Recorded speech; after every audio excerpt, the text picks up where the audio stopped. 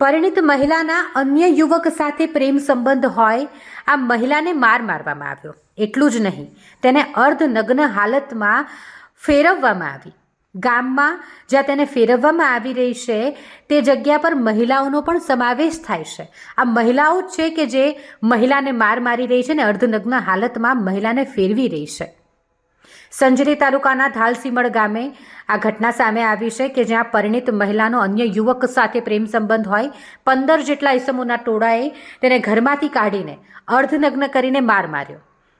મહિલાને મોટરસાઇકલ પર અર્ધનગ્ન હાલતમાં ફુલેકું ફેરવવામાં આવ્યું અને આ વિડીયો બનાવીને તેને મોબાઈલ ફોનમાં વિડીયો ઉતારવામાં આવ્યો. પોલીસે સ્થળ પર પહોંચી વાયરલ કરેલી વિડીયો મોબાઈલમાંથી ડિલીટ કરાવી. ભોગ બનેલ પરિણીત મહિલાના નિવેદનના આધારે પોલીસે 15 ઈસમોના ટોળા વિરુદ્ધ પોલીસ ફરિયાદ દાખલ કરી છે.